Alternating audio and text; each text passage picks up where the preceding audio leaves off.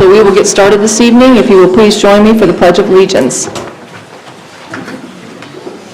I pledge allegiance to the flag of the United States of America and to the republic for which it stands, one nation, under God, indivisible, with liberty and justice for all.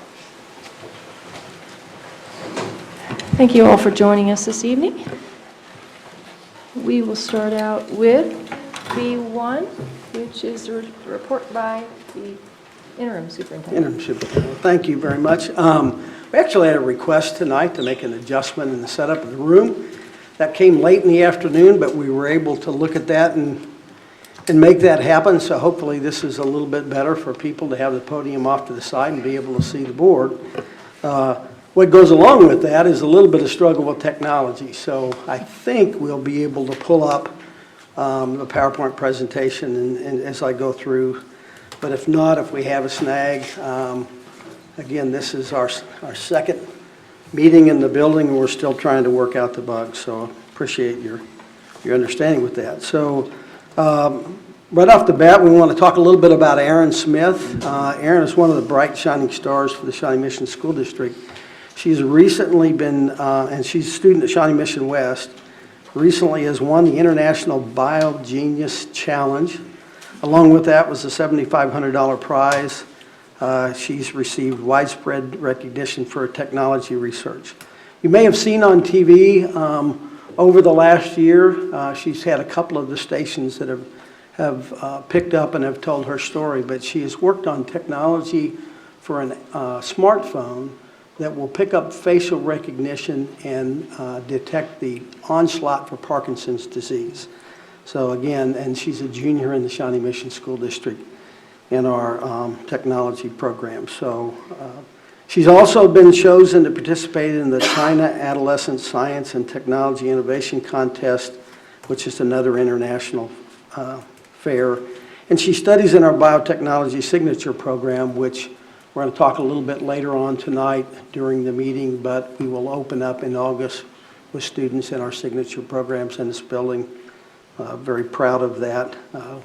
Number is right about 400 students will be in the building as we start the school year. Along with Erin, Brenda Watts, longtime teacher of our biotechnology program, just does wonderful work with our students. Brenda is the instructor there and has been there for years. She'll be moving from West over to this building. She was named as a state finalist for the Presidential Award for the Excellence in Mathematics and Science Teaching. She's being considered as a national finalist. She's honored among educators for her high degree of knowledge, innovation, skill, and leadership. So very proud of her. Summer Lunch Bunch is off to a great start. As you know, over the last several years, we have provided lunches for students across our school district during the summertime. It's a program that's paid for by the U.S. Department of Agriculture. We feed all kids that can come inside the door from 1 year of age to 18 daily. No questions asked. If they get there, we feed them. And to date over this summer, we've already served 10,000 meals. So that's 10,000 great meals for our kids during the summertime. Summer enrichment's off to a great start. Students have been gathering in Indian Woods for the summer enrichment, getting a chance to explore and discover through the learning process. In summer enrichment, students are exploring science, performing arts, entrepreneurship, and all kinds of activities. Our summer enrichment, summer academy, summer music, and e-school are all in full swing and operating. So school never ends in the Shawnee Mission School District. We just move on to the next program and the next stage and then on to the next year. In addition to that, Jumpstart started today across the district. And our kindergartners to be are reading, writing, and learning the skills of being a student. Early childhood education is a priority in the district, and we're grateful to many of the educators, the foundation, and the community partners who make the program possible. Again, school may be out, but learning never stops in the Shawnee Mission School District. I'm proud of the fact, I've been very vocal about this over the last couple of years, about this state and their funding of our kindergarten program. And although the school district had taken a stance to pay for the kindergarten program for parents for a full day, it was finally passed in this last state school funding formula. So now we're going to begin to work on early childhood programs. So any legislators that might have my ear, we can begin to focus on those programs. Last but not least, our construction update. Just a brief synopsis. As we started our work back in 2015, and we have completed about $165 million worth of projects throughout the Shawnee Mission School District. We have about $80 million left of projects that we're working on. That $80 million is a part of the promise that was made to the patrons as they voted for our bond issue. And again, I always like to say we appreciate that 80% vote that supported us through that process. So we've got about $80 million left as we look at projects that need to be done. We've got HVAC, we've got roofs, chillers, sidewalks. We have the aquatic center that will be under bid in late August, early September. We'll start that work in the fall and on into the winter. We have Lenexa Hills Elementary. We have Brookwood that we'll ask the board tonight to make motions on. So a lot of the major projects. South Stadium is underway and will be done in August. As we look down through, we've got gym floors and floor replacements across the district and turf fields. And a new kitchen that we have that's going in at East Antioch. A lot of work that's going on through the summertime out of Mr. Robinson's office. And again, really good things as we begin to continue to try to improve our infrastructure across the district and look at really a new standard for what we want our classrooms to be across the Shawnee Mission School District. I will be the first to tell you that this work will never be done in the Shawnee Mission School District with 50 schools. There's always going to be projects that would be out there for us to work on. So we're going to continue that work. Reminder that we'll be opening Benninghoven in the fall. Trailwood, also remind parents that might be watching that we did delay the work on our parking lot, our driveway, and also the playground, and so that the demolition could take place in the summertime. The end result of that is it will be in the fall, early winter before that project is complete. But again, a lot of great things going on in the Shawnee Mission School District. We're going to continue to work until all the work is done. But Mr. Robinson assures me we'll be ready for the first day of school. Isn't that right, Mr. Robinson? Yes, sir. Okay. That's what we like. So again, thank you, and we'll move forward. Thank you, Dr. Southwick. Okay, we move to C1, which is a legislative update. Dr. Little, thank you for joining us this evening. Thank you. I'm happy to be here. I am. It's better than being in Topeka, let me say. Almost. Thank you. I wanted to thank you, Madam President, members of the board, and members of the administration, and also at this legislative session, also, I think it's going to be worthwhile to give some thanks to our legislative delegation at the end of this process.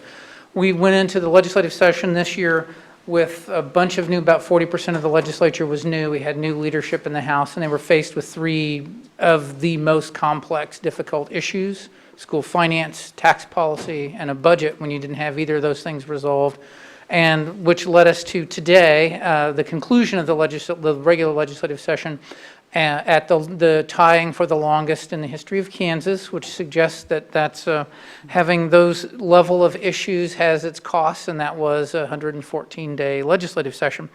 I'm going to talk a bit about school finance, a little bit about tax, and talk about kind of what's coming next from the legislative perspective. A couple of things I would emphasize before I talk in particular about the school finance bill is that everything that I'm going to talk about right now is speculative. This is an issue in front of the Supreme Court. They have set dates for briefings and for oral argument, and I'll talk about that. But nothing, the money, the policy, all those kind of things that I'm talking about tonight are all speculative. None of it is resolved yet until we get some ruling from the court, other than the court has said we're going to let this be implemented, become law, pending their review, so that we can proceed, but things aren't resolved. The court gave them guidance, the legislature guidance, to look at, in particular, the adequacy components, but most specifically in the Gannon decision about targeting resources towards at-risk kids, those kids that were not performing, that roughly 25% of the students in the state who aren't performing up with the rest of the kids. And then thirdly, overall adequacy. They're looking for adequacy, targeting money, resources at those kids, and then kind of raising everybody up in funding. And that's what we spent a lot of time on during the legislative session. We had, at the beginning of the legislative session, a lot of uncertainty because we went into the legislative session with no real coherent plan. There were a lot of ideas. There were multiple ideas. There were bills. There were people that you couldn't have imagined that were writing bills, and all kinds of things going on. And so we ended up, eventually toward the end of the legislative session, everything coalesced around the House bill, and the members of our delegation, Representative Rooker and Representative Lusk, who were on that committee, were crucial in putting that formula together. And then on the Senate side, Senator Bollier was on the Senate committee, and they all, kind of by general, in a strange way, the consensus was we're all headed back to this one area. Looks a lot like the old formula, but we're going to make some adjustments to it. And that's how we ended up in this position. I would note, although he's not here tonight, that Dr. Atha invested a significant amount of his time in Topeka, working with and meeting with you all, with members of our delegation. I know some of you met him at 6 in the morning or earlier, I think, to come over multiple times and make visits, and that is greatly appreciated, and that was very helpful as we went through the process. So the school finance bill that was passed, and you have a written report, I won't get into the details of it, but essentially the House and the Senate each passed their version. We went to conference committee and negotiated the difference out, and that's the bill we ended up with, Senate Bill 19, that's now, the governor signed on the 15th of June and is now before the Supreme Court. It emphasizes, spends $194 million next year, $290 in the second year, and then proceeding after that, there'll be increases that'll be based on the Consumer Price Index, Midwestern CPI. It has, in general, the same components that were in the prior formula. There are increases in funding for all school districts in the base. So the base funding that's going to go up from $38.52 up to $44,006, and then up to $40.80. There is increasing funding for at-risk, which is the mathematical formula increases to add more money for at-risk kids. There is the funding for the first time for all-day kindergarten as a full-time student, which will be a great help. There are changes that were made into the high-density at-risk formula, which has been limited in its application, but it was expanded to cover, you used to have a school district that made a threshold. Now there's a component in there that means if you have a school, and so we will have schools that will be eligible for high-density at-risk. That's part of both adding money at the at-risk level, but also specifically targeting, because it's about how do we get dollars to that 25% of students that aren't achieving at that level. And then the formula also has built into it some requirements of study, of evaluation, of looking at what are best practices for some of the weightings that are in the formula.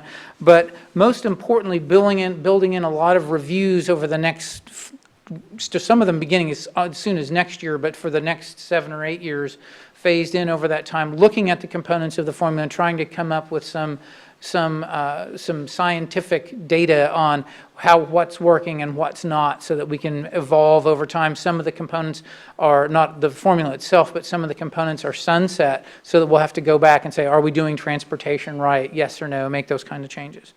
There is, the court got the case. they had, I would mention that one of the things that that was in the school finance bill, we, both in conversation and in written documentation that was given to members of our delegation, were supportive of the bills as they came out of committee and supportive of the final agreement. I will note for the record that you have in your legislative platform opposition to the tuition tax credit component that is in the bill. When I talked with legislators in the written statements of support for this bill, I noted we do not support the tuition tax credit components of that formula, just as many legislators themselves had to make the choice, are all the other good things in here good enough to get my vote? And that was, we noted that we wanted to see increases in the base, more targeting at risk, and some more local flexibility, and all three of those components in a minimal level were in that bill, and that's what led us to support that. But it was very clearly stated to everyone that we didn't support the tuition tax credit components. So it's in front of the court now. There'll be briefings on June 30th. The oral argument is set for July 18th. They'll have that oral argument, and then the formula will take effect. If there are remedies that are needed, the court will make those determinations and render some kind of decision. It is possible, obviously, that the formula could be declared unconstitutional. There could be, because the premise of the Gannon decision was the old formula and the block grant was not a constitutional means of funding, and so they needed to address that. There are the spectrum of views on what this school finance bill does. There are some that believe that it is sufficient, it will satisfy the court. The state believes that. The plaintiffs do not believe that it will satisfy the court, that it's going to be adequate funding. Some folks argue that we haven't spent enough money in the right places, need to spend more money at risk, need to target dollars more in those areas. And others just believe that there are inequities built into the formula that were exacerbated. So there's a wide range of views about what the court will do on this. I think by setting an oral argument on July 18th, you're getting close to the beginning of school, and I don't know whether that's the court being reasonable and scheduling things out in that time frame to make those decisions, or whether that there's a message in there that if we're close enough to school starting, what does that mean? I would say that in the range of dollars that were talked about satisfying the Supreme Court, this $190 million, $290 million is at the low end of the range. There was some talk that, well, the court, that's part of one of the issues that we have with the formula, and I think some studies will help us reach some conclusions about that, but is $300 million enough? Is $500 million enough? Do you need $800 million? How much do you need? This is toward the low end of those kinds of that money that was talked about. It's very likely, particularly because it's funded at that low level. The Supreme Court, several members who were on there during the Montoy decision will remember when the legislature gave them a remedy that we got through almost 2 years of a 3-year plan and it never went away. So I think there's certainly some likelihood that the court is not going to wander far from watching what happens, given what happened in the Montoy decision. The written report that I provided you also has a summary of the tax plan. That's important because it funds the school finance bill. It funds the rest of the budget for the legislature. The bill raised approximately $600 million a year for the next couple of years. It begins to run short again in FY19, and it is not a complete repeal of the 2012 tax plan, but it's 95% of the way back there, 90% of the way back there. And there's a summary in there. There's also a lengthy summary of about 5 pages of the legislation that we tracked during the legislative session. I would note school finance certainly occupied everyone's time and energy. I can maybe only think of 2 education bills that even made its way through the process because everybody was focused on these bigger picture issues. I'm happy to answer any questions you have. All those bills are alive for next year, next legislative session. Who knows what the court may have us do next legislative session as well. So I would be happy to answer any specific questions you may have. I guess I have one. Mr. Stratton. We're only guessing out loud here, but is there a precedent as to when the court typically would render a fall decision? Meaning, do they look at it and say, well, the legislature reconvenes in January of next year, so we've got up until then to offer up our view?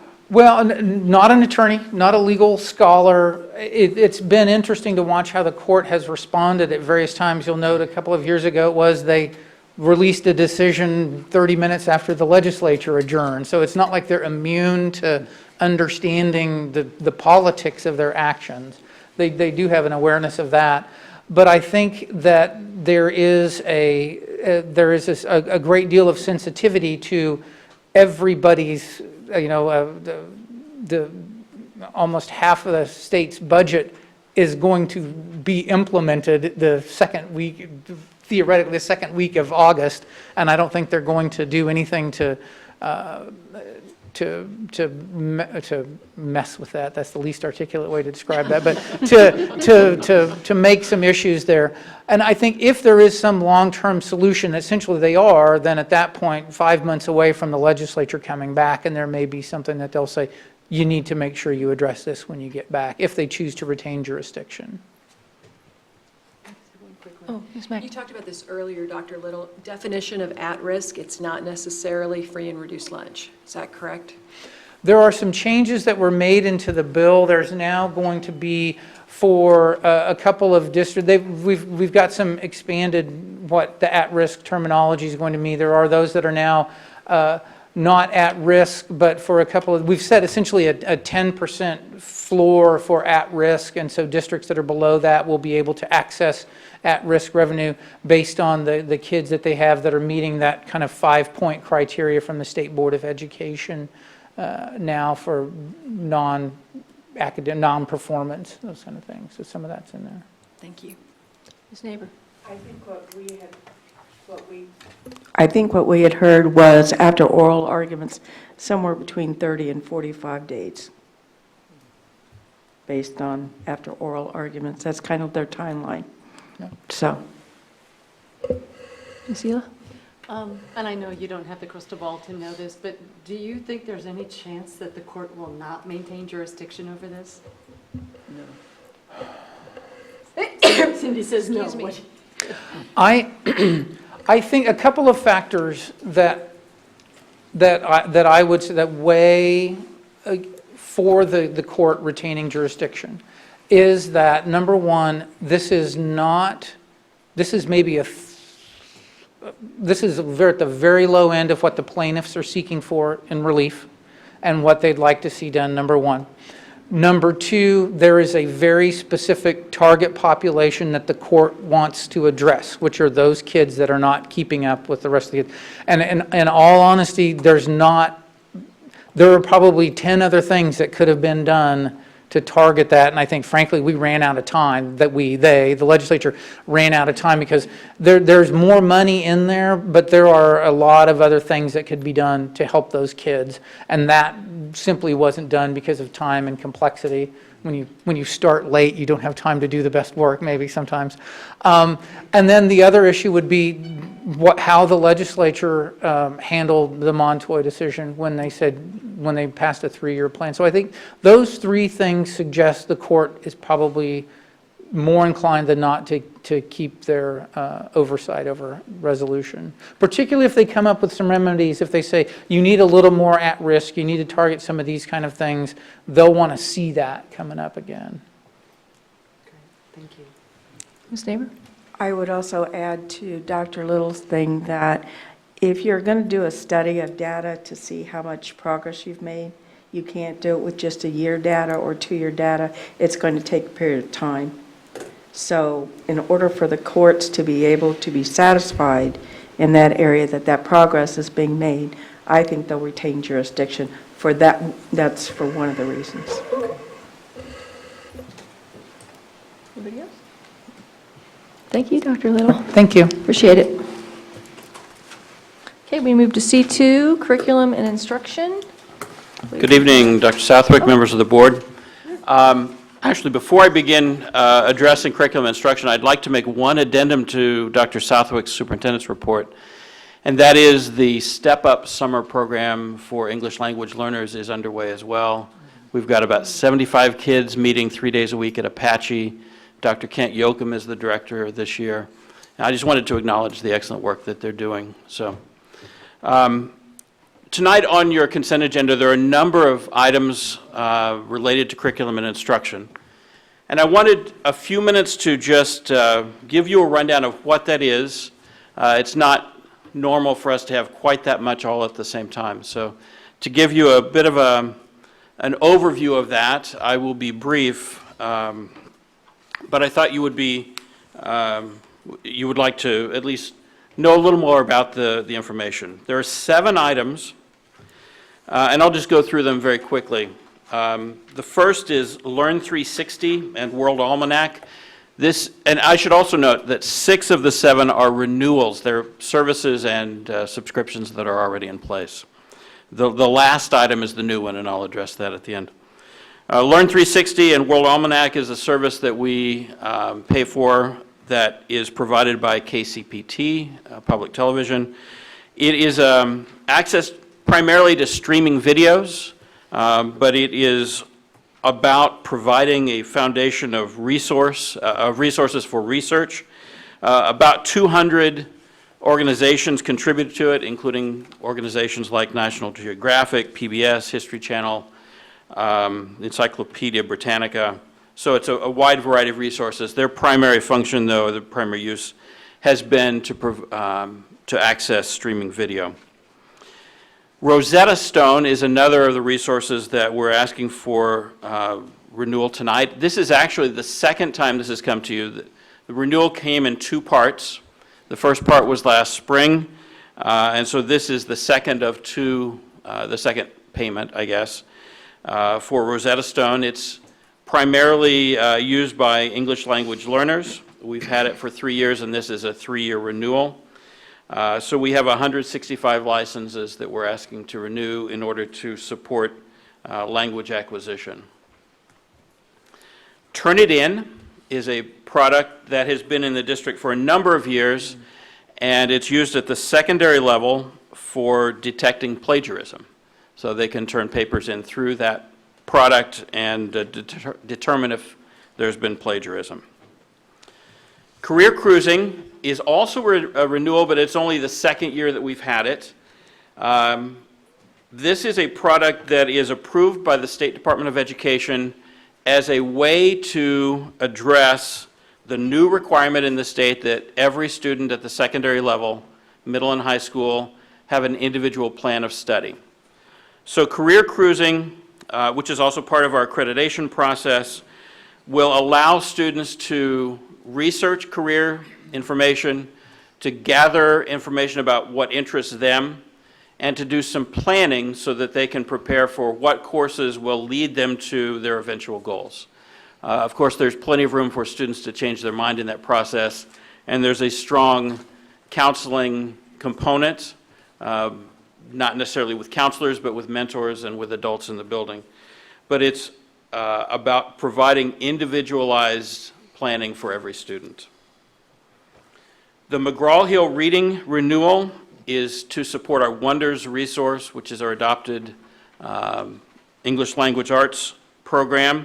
And this is simply a renewal of consumables. We have workbooks that we use every year. Those are consumed and we need to reorder, and that's what that item is. Pebble Go is a resource that is focused on grades kindergarten through 3. It is electronic books. And again, this is another foundation for research. This is primarily nonfiction in the areas of science and social studies, and it gives students foundational skills as they begin to learn about how to perform research. The final item on the C&I part of the agenda tonight is graphing calculators. This is the new item for us, and we're requesting 845 calculators to be split out between the 6 high schools, the 5 comprehensive schools and Horizons. These calculators are intended to support students in Algebra 2 and higher. The intent is that they are available for students to check out on a short-term basis for kids who either don't have it for some reason or weren't able to afford it. So we're requesting that the district provide those, and the intent is that those be used year after year. And with that, I would be glad to answer any questions before Dr. Strike comes up. Can you give Mr. Stratton. some examples of the tests that are used for the graphing calculators? Meaning, are there some that preclude students from bringing other computers into the room? Did you say that? I didn't catch that. The calculator is the standard calculator that's used in these courses. It's the kind that's accepted on standardized tests. So there are things you can do with a computer, but this is the calculator that they would need to use, for example, in standardized tests. And are they issued like our computers where they can take them home, or is it only for use in the classroom? It would probably be for a take-home, it would be for a period of time. Okay. And then I've got one other question, just more curiosity than anything else. The career cruising, it looks like we do it through a relationship with Greenbush, which is a cooperative in the Right. state. And I think that's interesting that we're using them as the conduit to provide a service. So what's our relationship with Greenbush on that? I don't know a lot about that relationship. The state has approved this resource. Greenbush has been a conduit for us and for districts all across Kansas. So that's who we've gone through. Well, I'm going to read into it and say, anytime we can cooperate with other districts around the state, great. Yeah, absolutely. And if we can save money in the process. There you go. Ms. Mack? So knowing that this is the first time you've come to us for graphing calculators, can it be assumed that there's not going to be any big invention that's going to change the dynamic of a graphing calculator, and we would just be purchasing replacements, et cetera, in the future? I hate to make predictions about technology. Having said that, this is the same basic calculator that's been in place for a decade or more. And so it has a history and it has some longevity in terms of being used in this type of course. It's just hard to believe that we're buying calculators, but I understand it's for testing purposes and for, Right. for the certain courses that they're with. Thank you. Anybody else? Okay, thank Dr. you. Strike?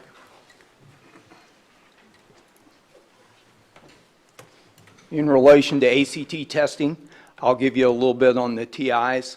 Those Texas Instrument calculators, they make sure they're blank because students are very creative and they can program into it so that they can have the calculator do the work for them instead of the student doing the work. So they are accessible and used for the ACT and other standardized tests as well.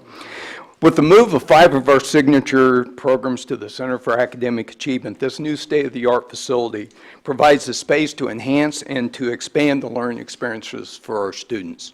As Dr. Southwick indicated during his presentation, we're anticipating over 400 students attending and participating in learning experiences here at the center during the 17-18 school year, and we're anxious and excited to have them here.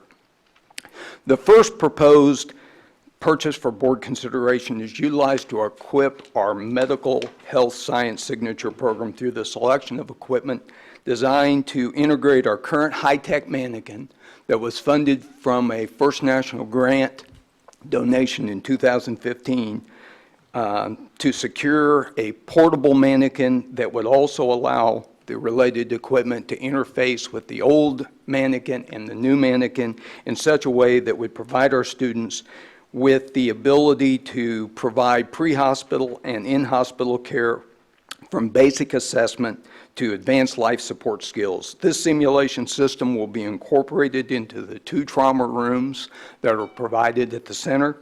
This material will then allow our mannequins to be 1 in each room with the central control lab in the center that would allow the newly hired instructor that has extensive simulation experience, she's a registered nurse, to be able to provide those scenarios for our students in conjunction with Connie Gandy, who is our visionary lead instructor for the medical health science program. Connie has been instrumental in selecting this equipment. She's utilized her advisory team members who are healthcare professionals in selecting the equipment so that we know we are getting the right equipment for the program. These simulations will provide clinical experiences for our students in evaluation and the treatment of patients. Our student scenarios will be recorded via video and audio input so that they will then be recorded and be able to be then debriefed with our instructors following the scenarios, because I don't know if you're like I've been as a student. Sometimes I think I did something, and then when I look back on video, it is contrary to what I thought I did. So this will allow us to provide teachable moments for our students. This opportunity also provides us the partnership with Project Blue Eagle, because one of the mannequins and the recording system is portable. So we should be able to take the mannequins outside the walls of CAA and try to go into establish emergency response scenarios for our students to participate as well and be able to record that data as well. The second proposed purchase is designed to support our biotechnology signature program. The current equipment that has permitted our students to excel internationally has been moved from WEST to CAA. The biotechnology program also benefited from a generous First National Bank donation in 2015. This was utilized to secure equipment for culturing mammalian cells, which is pretty uncommon for a high school. With the expansion of the new biotechnology space at CAA, which goes beyond the traditional classroom lab design to an advanced biosafety laboratory, research-grade facility, the equipment outlined in the proposal has been vetted by our award-winning instructor, Brenda Bott, who Dr. Southwick highlighted earlier this evening. So the whole idea is that these equipment items, if they're approved by the board, would catapult our students' award-winning laboratory techniques to even higher heights. The entire purpose of the equipment design is to ensure that the student safety and research techniques are advanced. So if you want more information, please check the district's website, because both Brenda and Aaron Smith's information and their accolades are on the website. So I'd be happy to answer any questions you might have on either of those two programs. Good. And I don't mean to put you on the spot, Yes. Dr. Strike, but these mannequins, from what I've been described, are just incredible what they can simulate. Can you give us Yes. just a real brief Let's rundown? just run through. You can go through basic life support all the way through respiratory, heart, cardiac, urinary, as well as basically most of the major body systems. So it is a state-of-the-art. The one that we're asking as a part of this proposal is integrated at a little lower level, but the one that we purchased through the gift from the First National Bank is state-of-the-art, and we haven't been able to tap its talents because we've never had the equipment in a facility like what we have available for our students in the 17-18 school year. It is truly, truly a dynamic learning tool. So the instructor will actually be able to kind of like have that mannequin have symptoms, and the student has to try to Correct. figure out Correct. what the symptoms mean and how to Correct. counteract them and that sort of thing. Yes, so the instructor, along with Connie's guidance, will be able to actually pre-program that mannequin to respond. The student then will have to respond back to the symptoms that are presented by that mannequin. Wonderful, thank you. It's quite an endeavor. Thank you.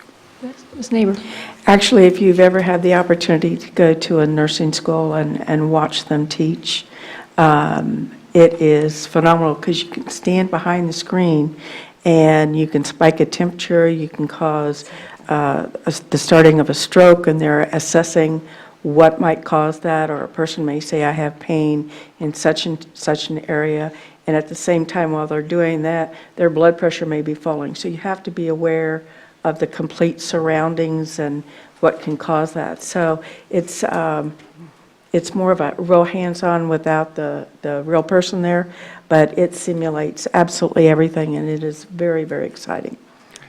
And the students will be actually charting while Yes. the students will actually be in charting, so they're not just responding to the mannequin, they're taking data and inserting it into their computers when they go through that simulation. Thank you. Anybody else? Okay. Thank you, Dr. Strike.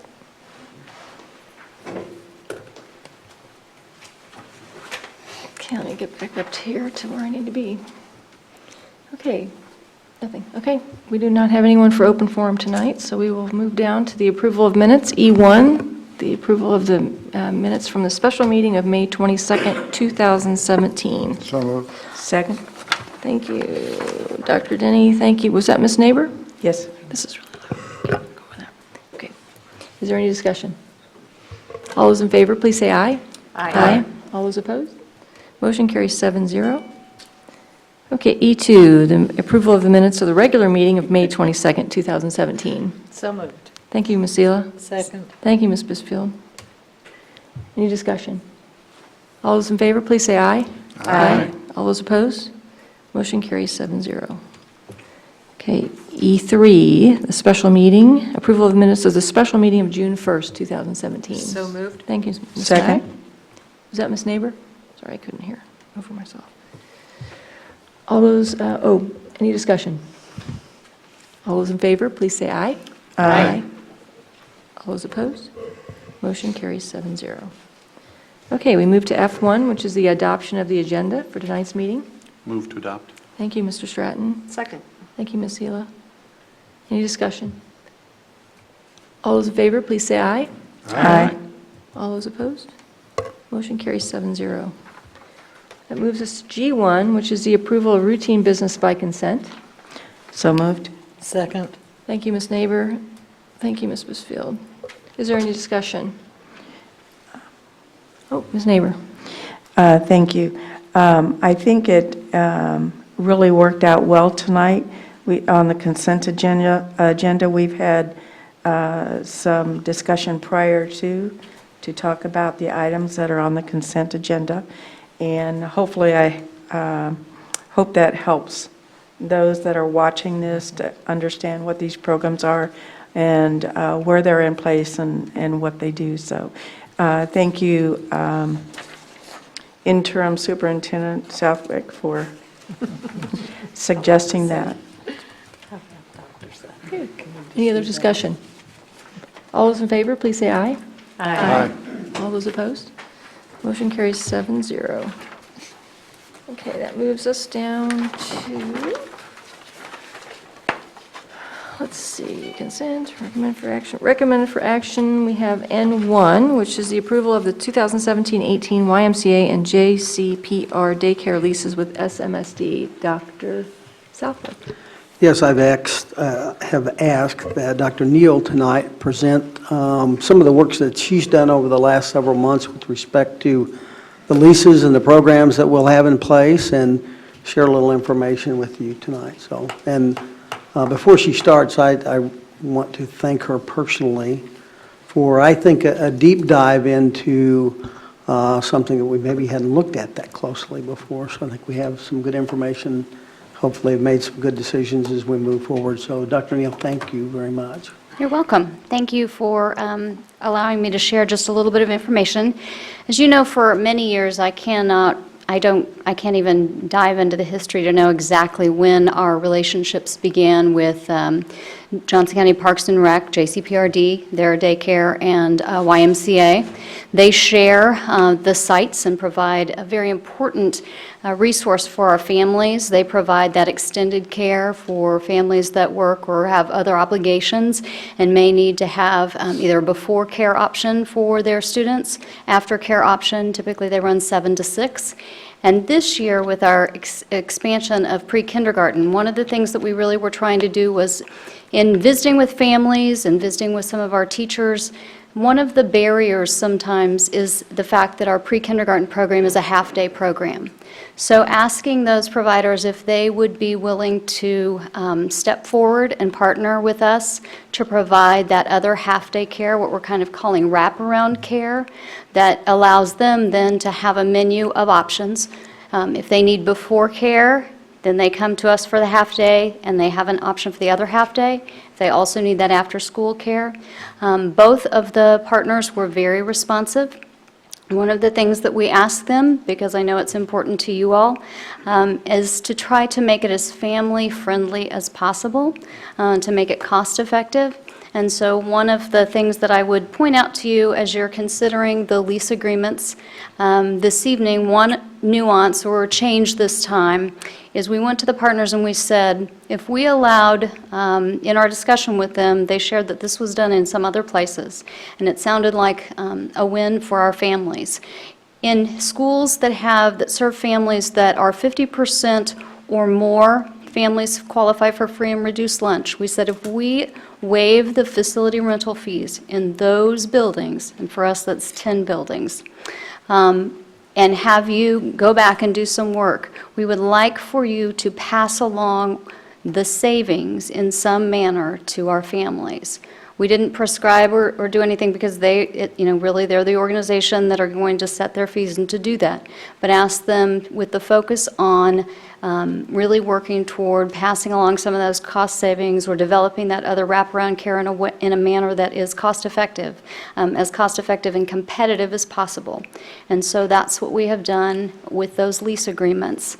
And so that is what sits before you this evening. And they're split roughly. JCPRD, I think, serves at 15 buildings, and YMCA serves at 18. And it is the same provider at the schools that provided those services last year. Any questions? Anybody? Not a question, but I would certainly move approval on something we've needed for a long time with the early childhood. Second. Thank you, Ms. Bisfield. Thank you, Ms. Mack. Any other discussion? Questions? Thank you for that information. I just have one question. I thought there was one building that switched from the Y to the SVRE or vice versa. Did that not happen? It did not. Originally, that was something that we were looking, one of the partners really stepped forward first, but then the other partner said, we'd like the opportunity, and we would be willing to develop a similar program. So we allowed all of those buildings to switch back. There was one outlier, that was Miriam Park, because we had a grant application out with the Y that the Y was working with us on. Rose Hill has had an existing, it's a summer loss prevention program that they have had for 3 years. That was up for a renewal, as well as they were willing to put forth effort to write a similar type of a grant for Miriam Park. We thought that was important to work in tandem if it had been approved for they are doing some community schools work there that's really important, and that would have offered us some options to extend that. The grant was a federal grant, and that was not approved. So once that was no longer, we felt like it was fair to allow that school, since we had sent all of the other ones back to their original provider, to allow that one to do so as well. JCPRD was very willing to take that one back and to design a program similar to what they're designing in those other buildings. And to the extent you're aware, our families are pleased with the outcome? I have spoken with some families that had expressed, concern over a switch, and they were very happy and thankful to go back to that. Thank you. Anybody else? Okay, we have motion second. All those in favor, please say aye. Aye. All those opposed? Motion carries 7-0. Thank you, Dr. Neal. Okay, we move to P1, Business Services, approval of a construction trades contract for demolition, earthwork, precast concrete, and site utilities, Brookwood. Dr. So Southwick. the work to begin to rebuild Brookwood is underway. I might mention that Indian Creek has been remodeled now to allow students to move down the street on 103rd into Indian Creek for next year until we can open the building. As we have done with other buildings in the process, we are asking you tonight to approve part of the contract work so we can go in and demo the building, start the earthwork that we need, and most importantly, because of the construction market right now with precast concrete walls, we have to get our orders in very quickly so they stay with the schedule. So the bid that you have tonight that we asked for you to approve is for about $1.4 million and some change. We also have taken the rest of the bids and are in the process of vetting all of the subcontractors that we have, and we will be back at the July meeting to present the rest of those bids. We are happy to say that the cost for Brookwood has fallen in line with our other elementary schools, so we feel good about the price that we have, and under our budget for estimate that we had from J.E. Dunn as we work through the process. So we'll bring that back to you at the July meeting, but we want to get started with this construction as soon as we can. Okay. I would move approval. Thank you, Ms. Seela. Second. Thank you, Dr. Denny. Is there any discussion or any questions? Yes, I Ms. just Seela. have one question. The precast concrete, that's basically for the gymnasium walls, is that correct?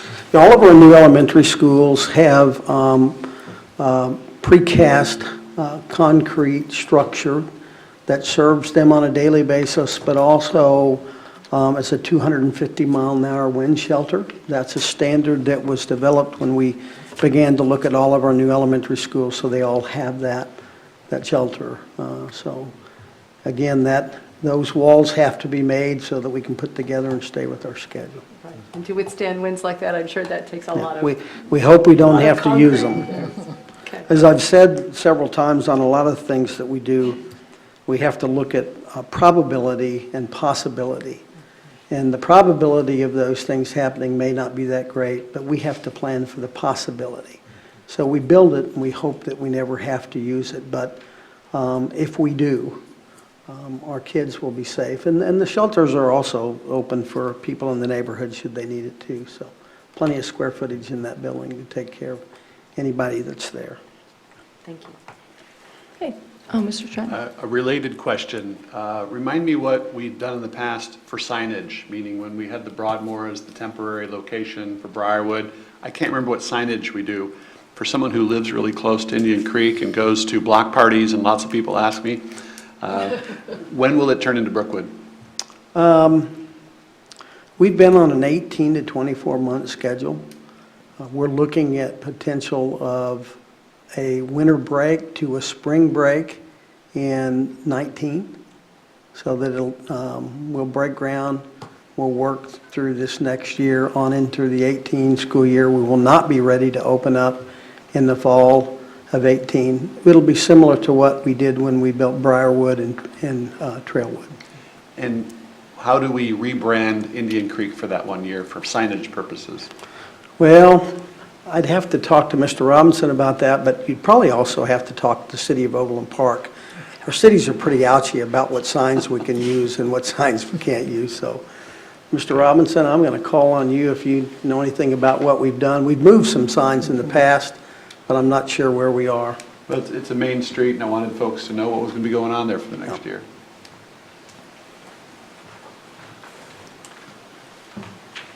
We are in the process of working with Overland Park to see if we can move their existing sign or put another sign there that we have that we took from one of the other sites. But the intent would be to have a marquee sign there for the school. But we're still working through city procedures on that. Okay, until then, I'll keep letting all the neighbors know. Okay. We're going to have school there.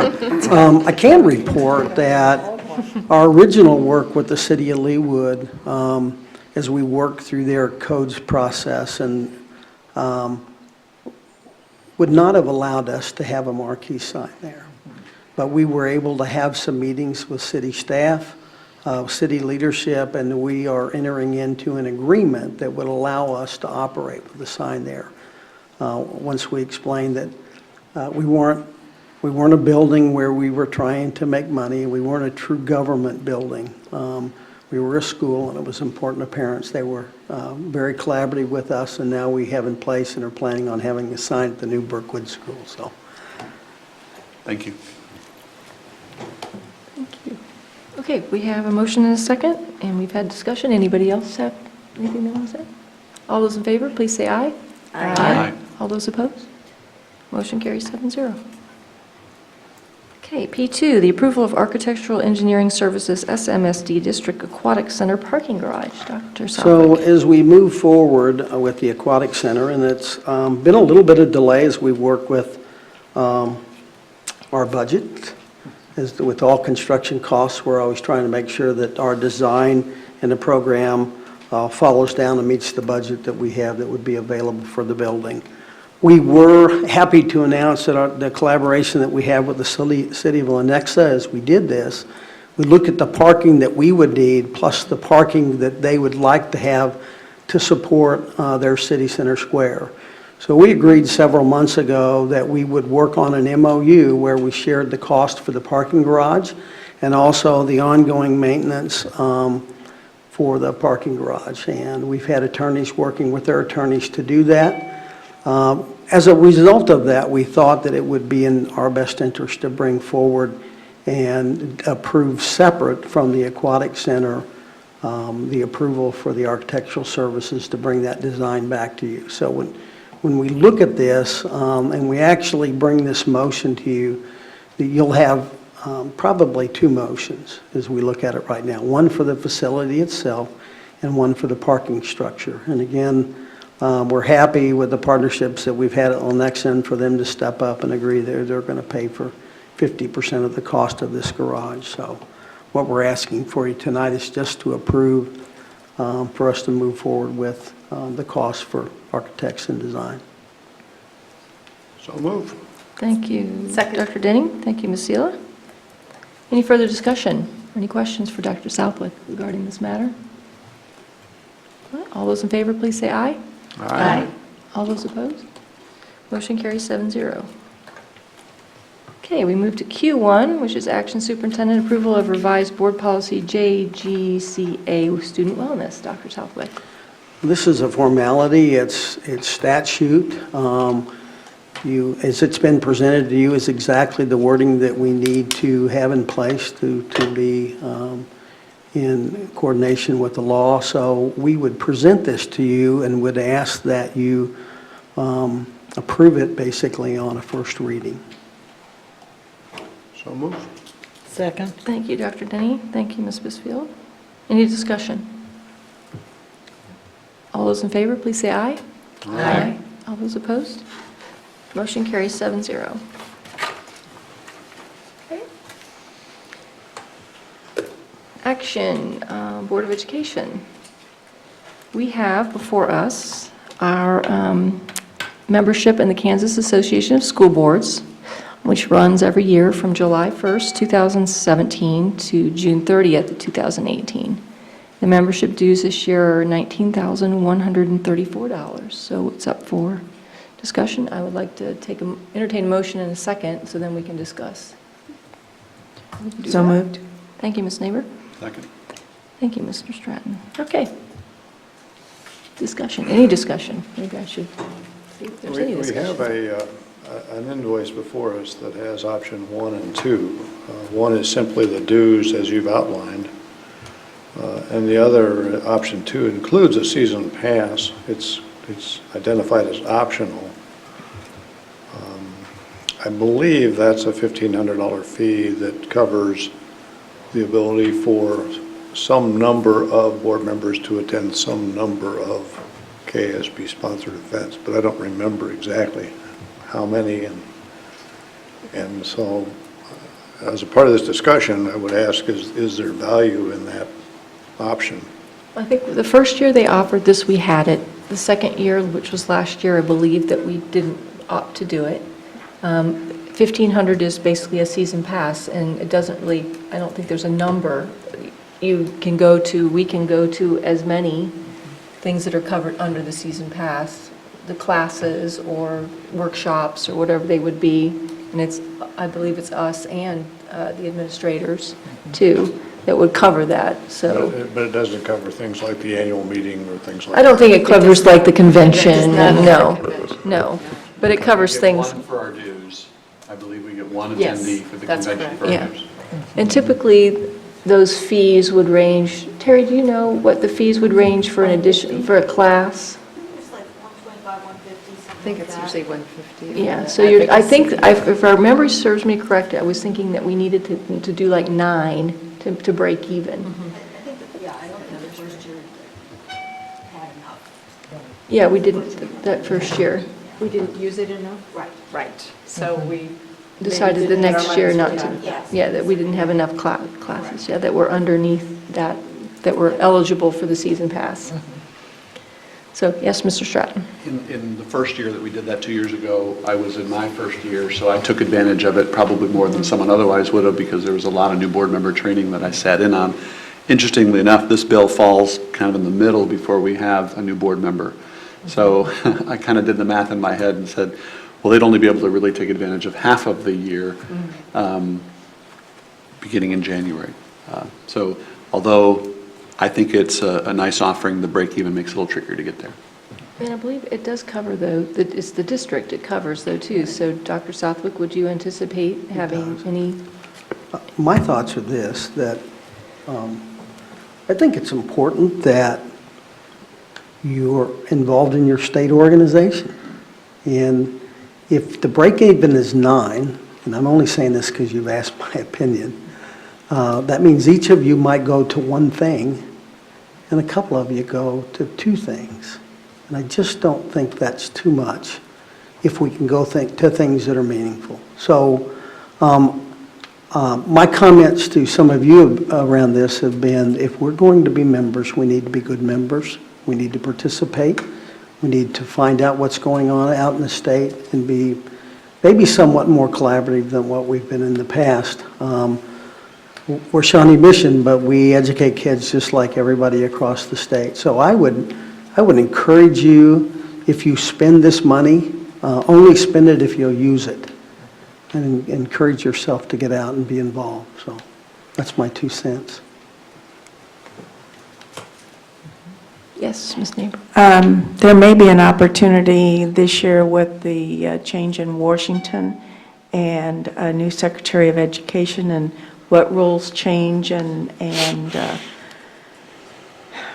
what some of the thinking is, that there may be an opportunity to learn a little bit about, let's say, the Medicaid issue and some of the other impact that may have influence in some of our policy and guidelines. So that's something to think about as that comes more to fruition. So. You know, and just looking at this bill, too, now I'm realizing they used to have the legal fund that we participated in, and I thought they usually always put that on the bill, but I don't see it on the bill. The legal. It's a separate item. In the last couple of years, you have chosen not to do it. Okay. So I didn't add it, but it would be added next board meeting. Okay, if we wanted to do the legal fund, okay. Okay.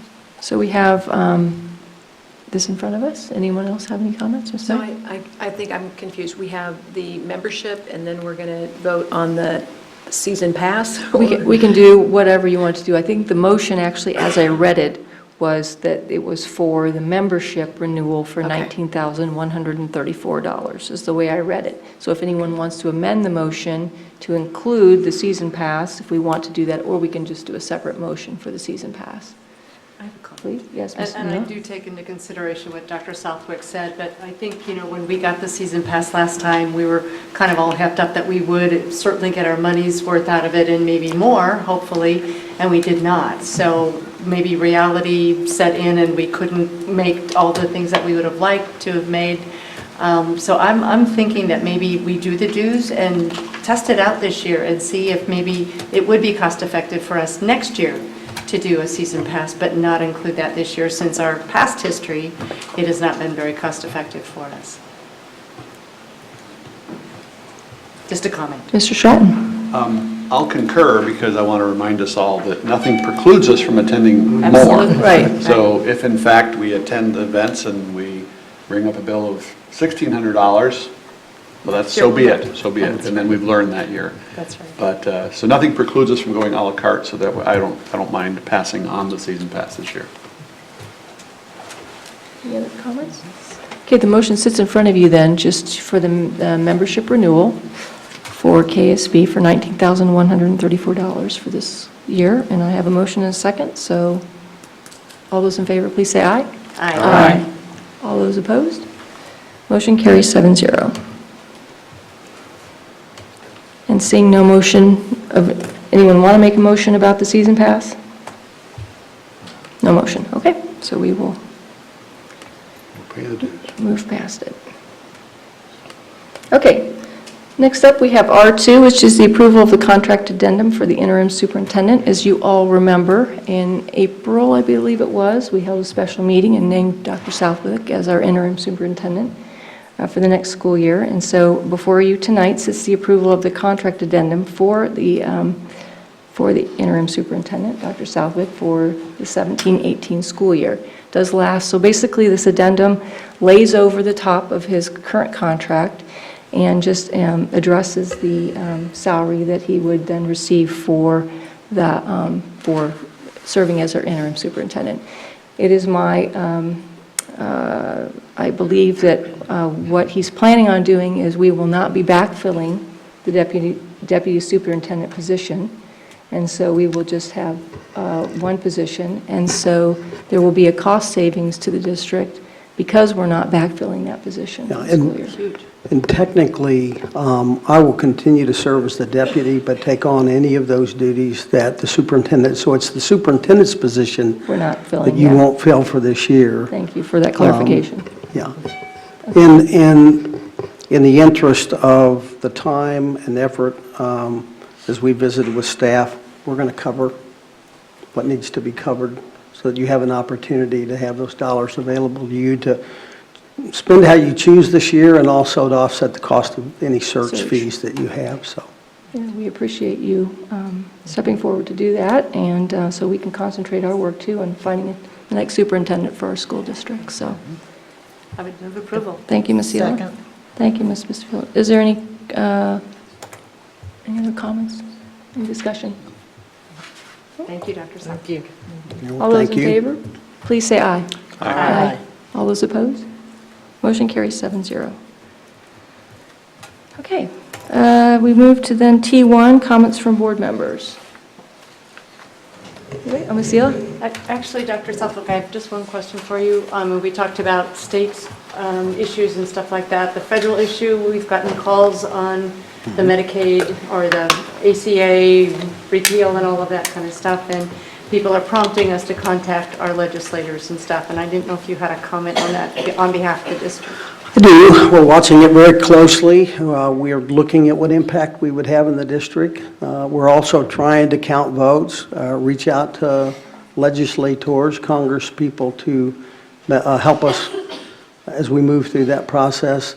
We think right now, if the bill went through, it'd be somewhere a little over $1 million that we would lose in those reimbursements that flow through the state. The good news for that is that it doesn't look like right now, as the way the bill's written, that there's enough votes for it to pass. But we're going to continue to monitor it. We've also had a few people in the community that have reached out to us that we've committed that we will continue to keep them in the loop to share what information that we have so that we can work on this together.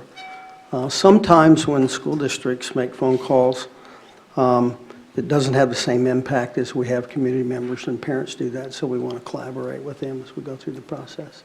So we're monitoring every day. I'll go home tonight and watch the news and see if they've made any adjustments or if they think they're any closer to the vote. But